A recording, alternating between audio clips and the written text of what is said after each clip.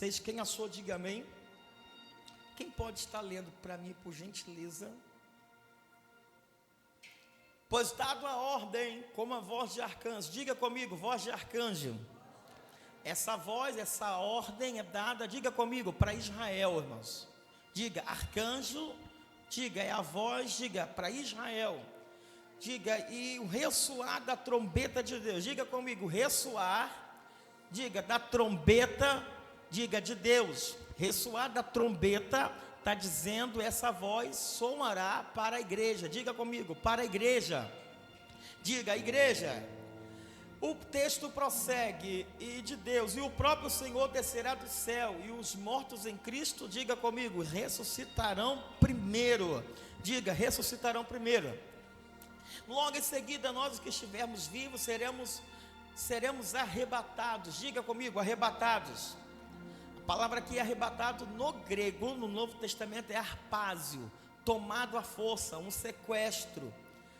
Seremos arrebatados, seremos sequestrados, tomados à força, e com ele nas nuvens, para o encontro com o Senhor nos ares, e assim estaremos com Cristo, diga comigo, para sempre.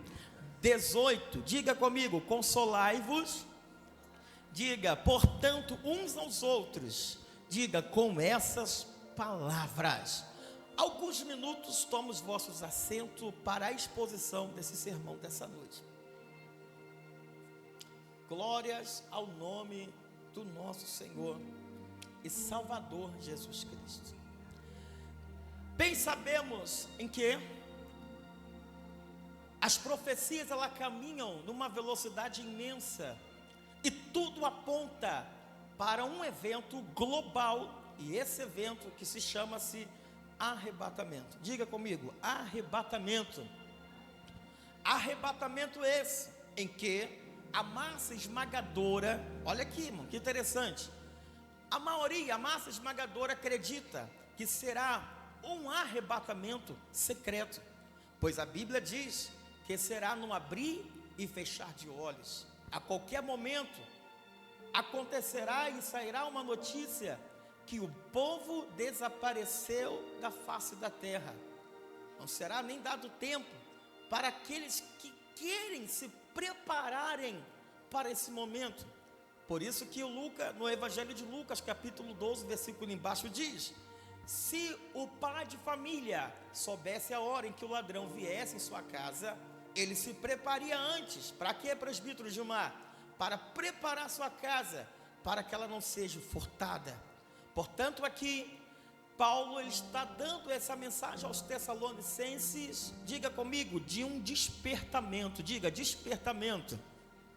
Mateus 24, ele inicia um grande sermão profético escatológico, dizendo que nós já veríamos sinais sobre a face da terra, rumores de guerras, nações contra nações, reino contra reino, pestes e fomes e terremotos em vários lugares. É interessante que ao longo dos anos, a gente vê que as intensidades de terremotos têm acontecido em vários lugares, sim ou não?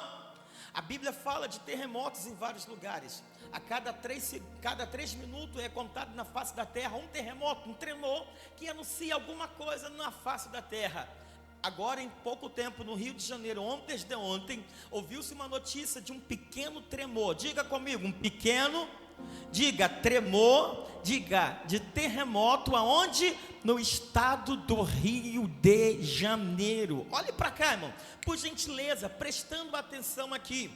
Ao arrebatamento, ele é dado ao início de acordo com as profecias que vai cumprindo sobre a face da terra. Vimos agora que Israel explodiu uma guerra com aquela situação com Hamas, que explodiu lá junto com o Irã, e aí ela vai se tornando uma proporção maior, e essa guerra ela iniciou com Rússia, Ucrânia, Israel, Palestina, o Irã diretamente com aquela nação, e a gente vê que ao desenrolar, as profecias vai se cumprindo, sim ou não, irmãos? Diga comigo, as profecias, diga, ela não falha. Jesus disse que as guerras iriam aumentar. Por isso que na mensagem do sermão profético, a gente coloca muito bem o que é o Armagedon e o que é Gog e Magog.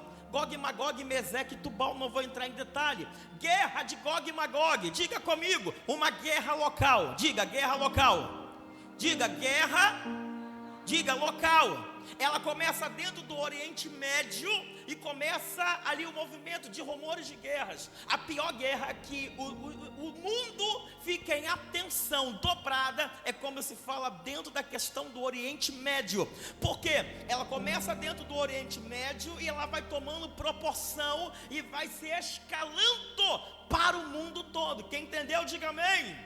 A guerra de Gog e Magog, portanto, ela tem uma geografia interessante. Ela tem um formato de uma cruz que ponta do leste, oeste, norte e sul.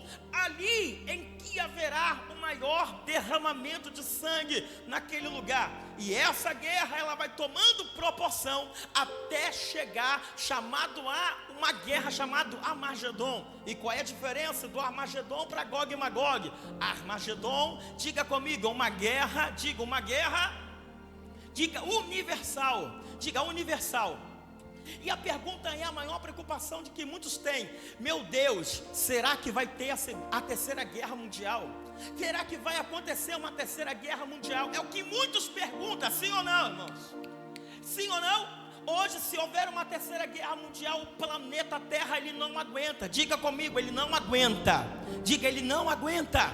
E parece que hoje as mensagens e as pregações do Evangelho mudou. É a mensagem de massagear ego, é uma mensagem que se prega.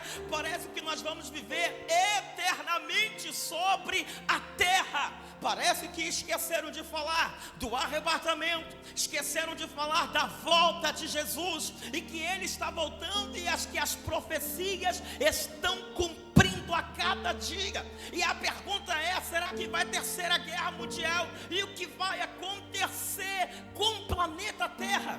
Existem muitas perguntas se a igreja passará pela terceira guerra mundial ou não. Existem muitas pessoas preocupadas com a terceira guerra. E de fato que eu tenho que me procurar a saber que eu tenho que estar preparado, porque o noivo vem, a hora vem em que ele virá com alarido de Deus e com a voz de arcanjo, ao soar da trombeta da última hora.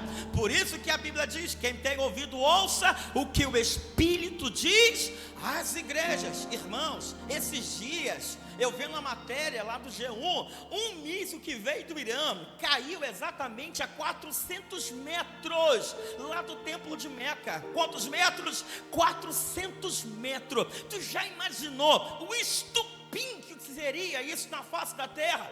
Pois a cada 5 pessoas no mundo, uma pessoa, Diácono Reginaldo, é muçulmano. A cada 5 pessoas, uma é muçulmano. São cerca de mais de 1 bilhão de pessoas com a mesma fé, com a mesma ideologia e com a mesma crença. São homens que formados dentro daquela região, homens fortes. E se acontece uma explosão dentro do templo de Meca, poderia ser um estupim para dar-se início assim uma terceira guerra mundial.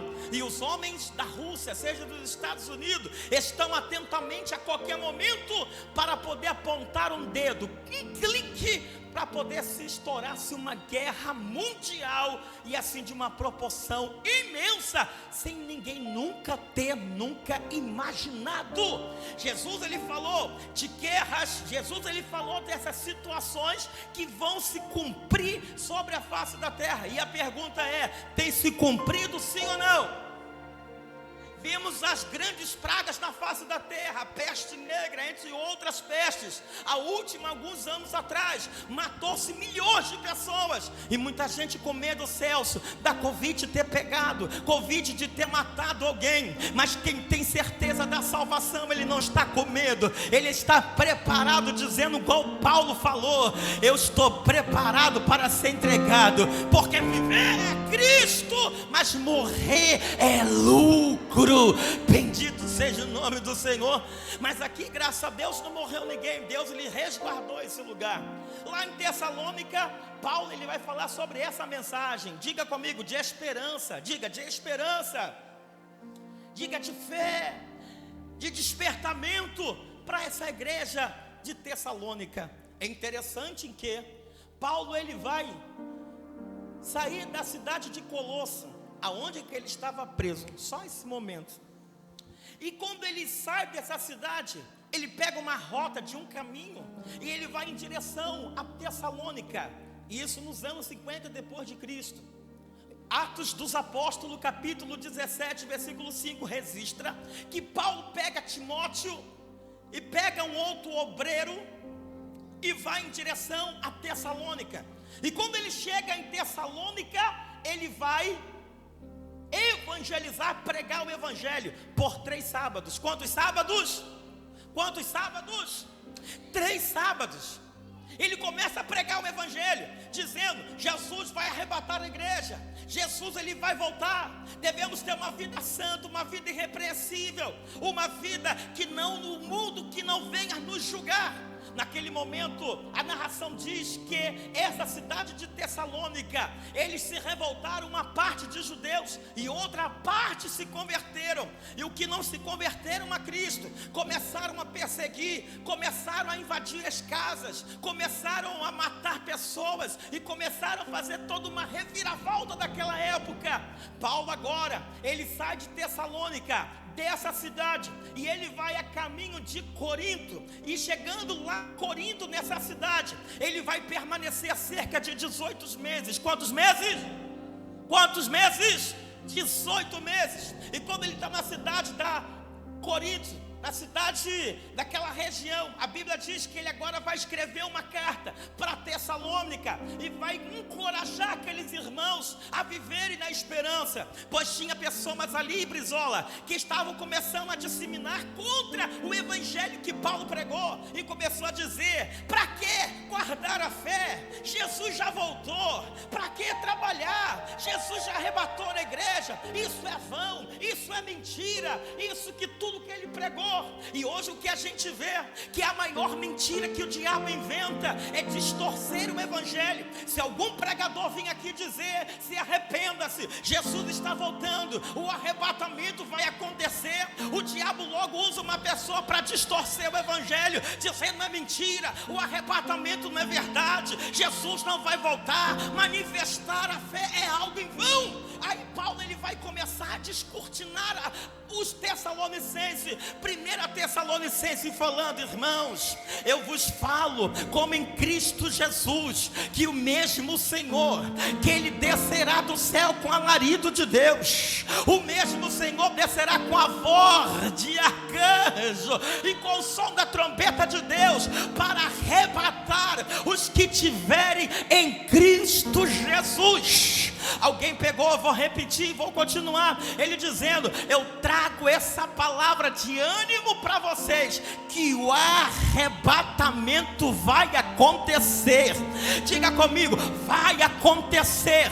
Paulo continua dizendo assim: consolai, consolai uns aos outros com essa palavra, porque Satanás está distorcendo a nossa pregação, mas Jesus vai voltar para arrebatar uma igreja lavada e remida pelo sangue de Jesus. Cadê essa igreja que vai ser arrebatada com ele? Cadê essa igreja?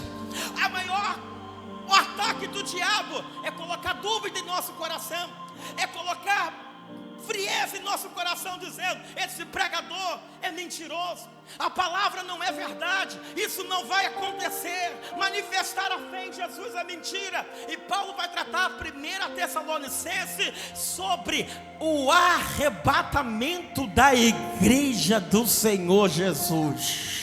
Ele fala: e nós que estivemos vivos seremos arrebatados, nós vamos ser sequestrados, nós vamos ser tomados à força. O que Paulo está dizendo? Dizendo assim: olha, vocês têm que estar na esperança em Cristo Jesus, porque a qualquer momento a igreja vai ser tomada num abrir e fechar de olhos, a igreja vai ser arrebatada. É igual aquela notícia, é igual aquele louvor que diz: brevemente vai sair uma notícia que um povo desapareceu.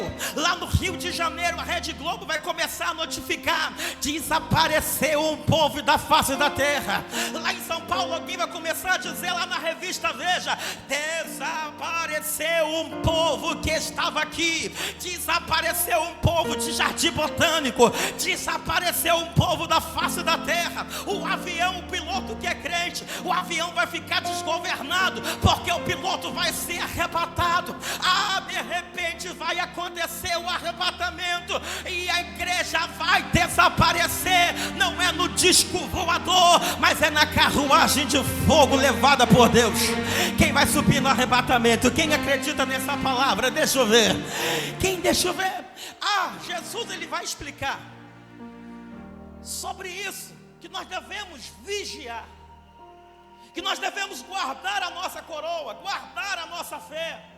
O diabo está tentando te atrapalhar e jogar frieza na tua mente, dizendo que isso tudo não é verdade. Por isso que alguns falam de OVNIs, de discos voadores, que estão vindo sobre a terra, porque como aconteceu o arrebatamento, muitos vão dizer, foram discos voadores que desapareceu com esse povo. E o arrebatamento, ele será no abrir e fechar de olhos. Mas em 2 Tessalonicenses, Celso, Paulo, ele vai tratar sobre a volta de Jesus. Diga comigo, a volta de Jesus. Ora, parece que é confuso, mas não é. Arrebatamento, Jesus vem para a noiva. Diga comigo, vem para a noiva. Diga, vem para a noiva. Mas na volta de Jesus, ele vai vir com a noiva. Diga, para julgar a terra. Então essa igreja não espera a volta, ela espera o arrebatamento do casamento da noiva para com o noivo. E como isso acontece, Anderson?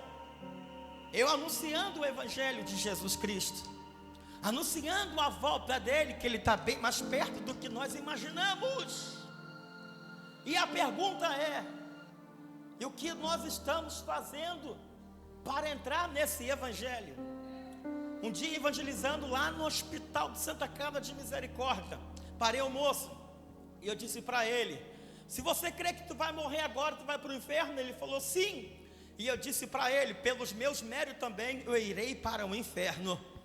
E eu disse para ele: a diferença é que eu estou manifestando a minha fé em Cristo, não numa fé morta, mas nas boas obras, naquilo que Ele fez por mim na cruz do Calvário. Nós temos que aprender a manifestar a boa fé, as boas obras naquele que morreu por mim na cruz do Calvário. Efésios capítulo 2, versículo 8: sois salvos pela graça, isso não vem de vós, é um dom de...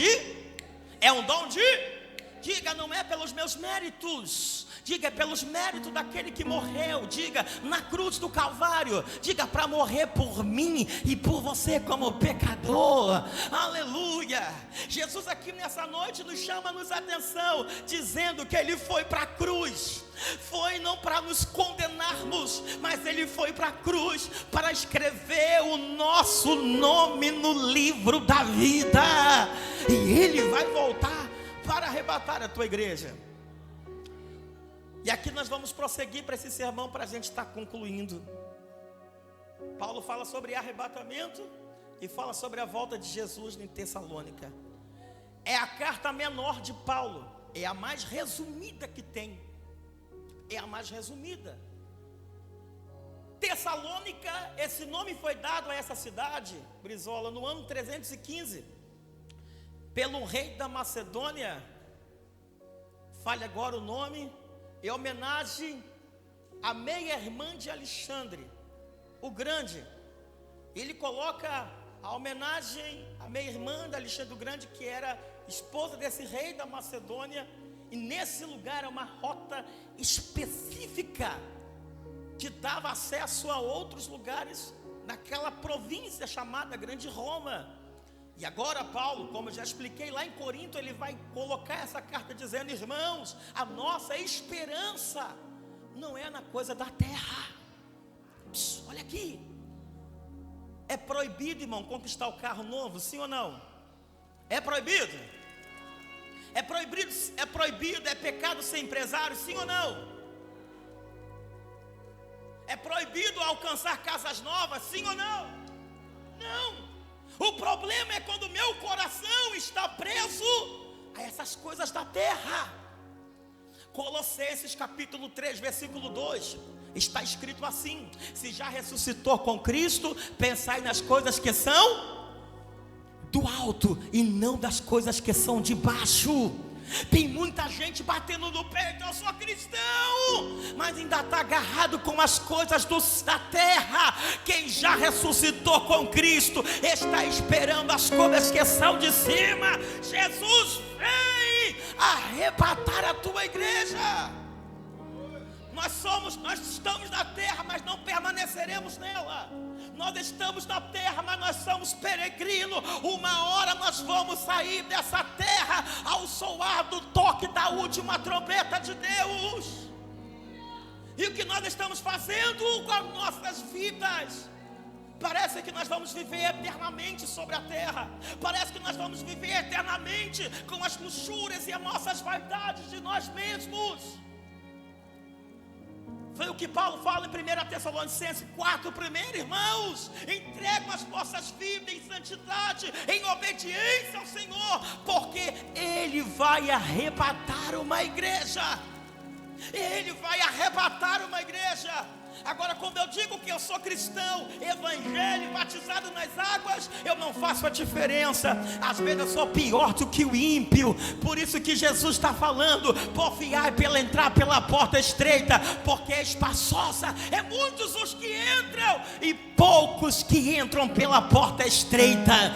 Deus está convidando alguém nessa noite: entra pela porta estreita, porque é a estreita que vai te conduzir até Jesus.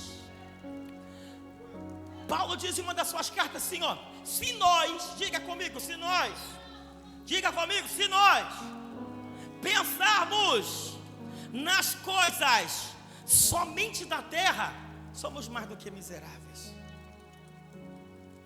Eu fico pensando, irmão, naquelas fortunas que tem trilhões. Elon Musk, saber que a vida dele é tão curta, com muito dinheiro, que não vai gastar, não dá tempo. Os homens estão construindo o céu na terra. Saiu o novo parque linear, ali que vendeu a nova cidade de tecnologia, esqueço até o nome, aqui na leste-oeste. Foram vendidos 90% em questão de horas. Terrenos que valem $500 mil, 1 milhão, 2 milhões, que não vão ter fios expostos, vão estar tudo debaixo da terra, e os homens comprando. Como que se fosse ter a terra eternamente. Uma hora nós vamos sair daqui, encontrar com o Senhor aonde? Nos ares. E ouvir na voz de Deus dizendo: vinde, possuir por herança o reino que vos está preparado antes da fundação do século. Oh, glória! A nossa maior importância é saber se nosso nome está escrito no livro da vida. Eu preciso fazer a diferença e obedecer esta palavra como ela é, não como eu quero, mas como essa palavra pede. Jesus está voltando e muita gente parece que está desapercebida.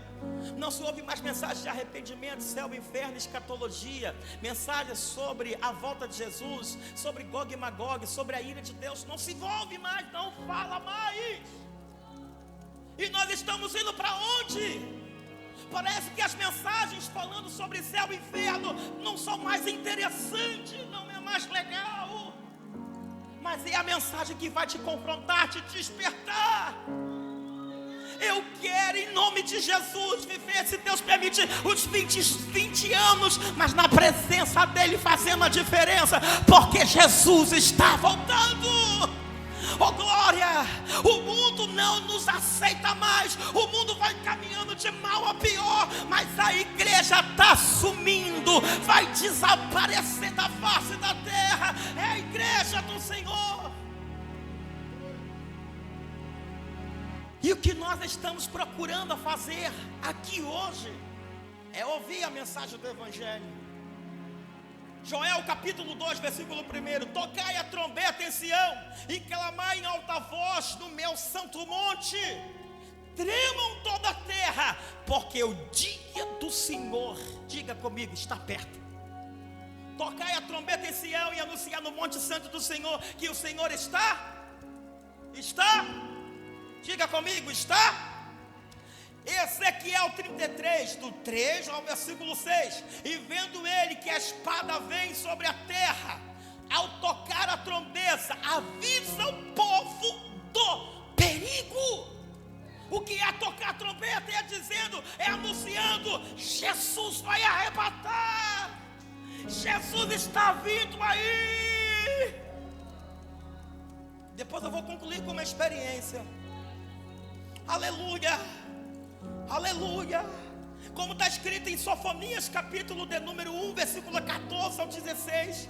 Como está escrito em Isaías 58, primeiro e está dizendo: tocai a buzina em Sião e despertai todos os moradores da terra. Não é sobre assembleia, não é sobre batista, que é o meu fundamento, é sobre a palavra de Deus. E a palavra está dizendo: toca a buzina, toca a trombeta, anunciai que Ele vai voltar, que Ele vai voltar, que Ele vai voltar. 2 de Pedro 3, versículo 10. O Senhor virá como um ladrão. 1 Pedro 4, 7. Está próximo o fim, e todas as coisas, sede portanto sóbrios e vigilantes. Nós não devemos dar o capricho das coisas momentâneas, das nossas vaidades, para desviarmos aquilo que se chama céu. 2 Pedro 3, versículo 8 a 9. E o Senhor não retarda em sua promessa, ainda que algum pouquinho de tempo é tardio, mas aquilo que há de vir verá. Diga, e não tardará. Sabe o que se prega? Alguns lá fora, rapaz, sobre arrebatamento eu vejo falar isso desde a volta da minha avó. Mas quantos que Jesus já veio hoje para eles? Apocalipse capítulo 16, versículo 15. Eis que venho como um ladrão. Diga, como um ladrão. Mateus 24, versículo 42 e 44. Vigiai, porque não sabeis o dia nem a hora em que há de vir o vosso Senhor. Apocalipse 3, 3. E Ele virá como um ladrão. 1 Tessalonicenses 5:2. Porque vos mesmos sabeis bem que o dia do Senhor virá. Diga, como um ladrão. Muitos vão ser pegos de surpresa. Muitos vão ser pegos de surpresa. E aí a Bíblia está dizendo: quem tem ouvido, ouça o que o Espírito diz às igrejas. Oh glória. Diga comigo: eu estou na terra. Diga, eu estou na terra. Diga, mas eu não sou da terra. Diga, eu não sou da terra. Em Atos capítulo de número 1, Jesus sobe ao céu, ascensão ao céu, a parousia. E quando ele vai ao céu, os discípulos olham para ele e perguntam: Senhor. Aí ele diz assim: por que vós olhais para mim? O mesmo Senhor que foi, é o mesmo Senhor que virá novamente. Aleluia, aleluia, aleluia. Jesus está voltando. Diga comigo: Jesus está, diga, voltando. Diga, o Senhor está voltando. Diga, o Senhor está voltando. Sabe o que vai acontecer no arrebatamento? 1 Coríntios 15, 50 e 51. Nosso corpo de incorruptível se transformará no corpo de incorruptibilidade, e aqueles que tiverem em Cristo serão levados juntamente com Ele. Diga comigo: para os céus. Pastor Kleber, quem entrará no céu? Os Salmos de número 24 diz assim para nós. Salmo de número 24, para a gente estar começando aqui, indo para o caminho do final. E do Senhor é a terra e tudo que nele existe, o mundo e os habitantes. Versículo de número 3. Quem pode subir ao monte do Senhor? Quem pode ficar de pé diante do seu santo lugar. É uma pergunta que ele vai fazendo, o salmista aqui: quem é que pode ficar de pé diante do teu santo lugar? Versículo 4: aquele que tem as mãos limpas e o coração puro, e não entrega a mentira, nem engano e nem a falsidade. Oh, irmãos, Jesus está voltando, mas se o meu coração tiver com mágoa, eu vou ficar. Ah, irmão, Jesus está voltando, mas se eu tiver ira, raiva de alguém, eu vou ficar. Quem ficará de fora desse lugar santo? Quem fala mentira e que tem um coração guardado coisas que nunca deveria ter guardado. Versículo de número 4, vou repetir: aquele que tem as mãos limpas e o coração puro, e não entrega mentira e nem age com falsidade. Verso 5: este receberá do Senhor as bênçãos, e Deus, o seu Salvador, lhe fará justiça. Verso 6: são aqueles que os buscam, que procuram a tua face, como Jacó, ó Deus. Verso de número 7: quem pode se colocar de pé em nome de Jesus? Verso de número 7, olha o que diz o salmista aqui no verso 7, dizendo assim: levantai, ó porta, as vossas cabeças, abram-se as antigas portais, para que entre, diga comigo, o Rei da Glória. Diga: o Rei da Glória. Vou repetir de novo: abre as comportas, levantai as vossas cabeças, porque entrará, diga comigo, diga, o Rei da Glória. Diga: o Rei da Glória. Diga: o Rei da Glória. Diga: o Rei da Glória. Diga: ele está vindo. Diga: Rei da Glória. Rei da Glória. Verso 8: quem é o Rei da Glória? Esse é eterno e poderoso, valente, forte e bravo das guerras. Esse Deus que está vindo, esse Deus que é poderoso, ele está dizendo para a igreja: levantai as portas vossas cabeças, e entrará o Rei da Glória. Verso 9: levantai, ó portas, as vossas frontes, abram-se os antigos portais, para que entre, diga comigo, o Rei da Glória. Diga: o Rei da Glória. Quem é esse Rei da Glória? É o Senhor dos Exércitos. Ele é o Rei da Glória para todo sempre. Bendito é o nome de Jesus. Quem entrará no seu santo monte? Aqueles que são limpos de corações e de mãos puras. Esse é o arrebatamento da igreja. E de repente vai sair uma notícia que um povo que desapareceu era um povo muito humilde, que ali muito sofreu. aquele povo Era o povo de Deus. onde está? Onde está aquele povo? Eu creio no arrebatamento. Jesus prometeu. Onde está que não se vê? Eu creio no arrebatamento. Voz de lamento Vai dizer: nesse momento. Jesus está arrebatando. Vai arrebatar a igreja. Embora pra Quem pode aplaudir Jesus? onde Mais está forte para a Jesus. juventude Senhor Deus, desta toma a tua igreja nas tuas mãos. igreja? Abençoe ela. Onde está as irmãs? Nos ajuda-nos, Senhor, duração? na nossa caminhada, em o nome de Jesus.